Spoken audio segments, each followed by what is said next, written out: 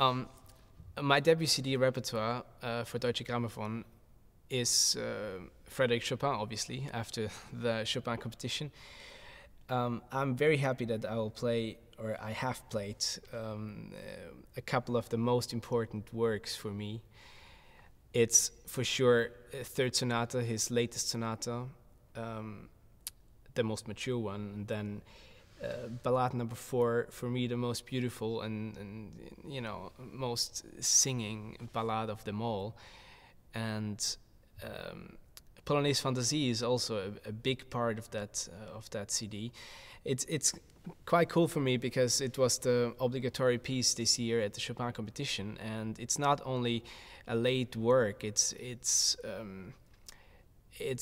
composed in the last years of Chopin, or in his last years, and I have to say it's basically the work for all of us Chopinists, I say, because it's so hard to find the balance between the obviously Polonaise hints that are in there, plus the fantasy part, which is basically a remembrance, a thinking of his whole life, and you can hear that so clearly that he kind of thinks about everything he has done in his life, musically and privately, and here and there comes back to the Polish Polonaise themes that you cannot over exaggerate, but it's very important that they are there. And as I said, due to the fact that it was the obligatory piece this year at the Chopin competition, I'm very happy that it will be one big part of this debut CD. And of course, we can never forget Andante Spianato at Grand Polonaise, Opus 22. It's, for me, one of the 3 greatest Polonaises there are. It's next to heroic A-flat major Polonaise and military Polonaise. It's really the Polonaise for me, and it's also, you know, the longest and the most complex for me. And yeah, the recording has been a blast, and I think we did quite a good job.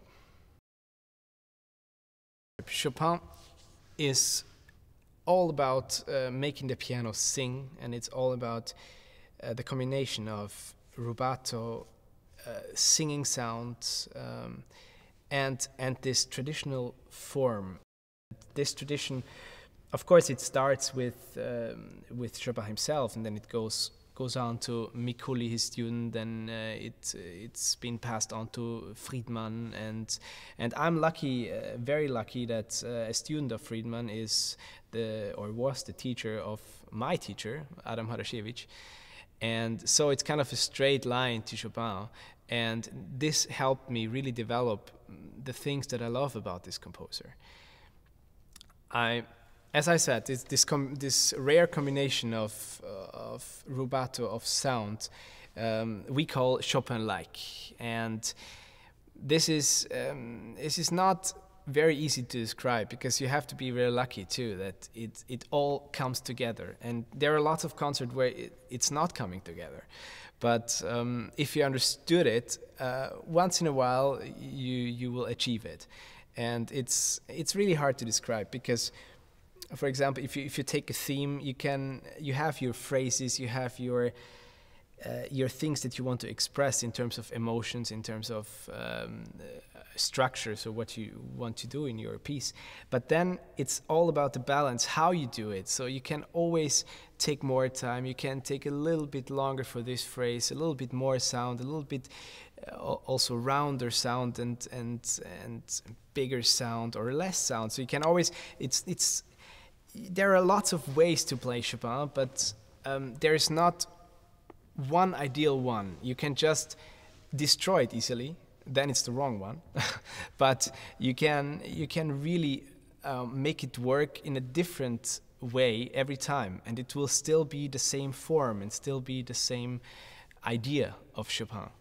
And this is a thing you have to really understand first, and then experience a lot of times, and combine it with yourself, because you're always feeling different, you know. Sometimes, because I'm practicing, for example, a lot with recording devices. I'm recording myself when I play, and then I'm most of the times or very often surprised of how it actually sounds and how you felt doing it at the same time. And once you got this balance that you know you feel that way and it's gonna come out the other way or the same way, sometimes it's the same. If you have that feeling and that balance, then you can really control what you're doing. And this is for Chopin more important than for other composers on this instrument, I think, on the piano. So I'm very happy that I could experience that from a person that experienced it himself firsthand, if you want. The main difference between these two competition attempts, let's say, was definitely the preparation. Because 5 years ago, one can never forget that I just studied and worked on the piano for roughly around 6 years. So I was basically a musical kid at that time, and I also played that way if I listen to the recordings today. But it wasn't bad, of course, but it's not something that is very thought through. And this is the main thing that changed, because the work with Adam Hadashevich that lasts now for a little bit more than 2 years has changed my understanding and my way of playing Chopin. And that's why we decided after a couple of months of working together that I can actually do this competition again, despite the fact that I actually an anti-competition person usually, because I don't like them at all. But due to the fact that it's the 200th anniversary of Chopin, and it was a real hype in Warsaw, now I can say it after doing it. But due to this fact, I decided to participate again. And I really do not regret it at all, because it has opened lots of doors for me, and I'm very happy by looking into the future.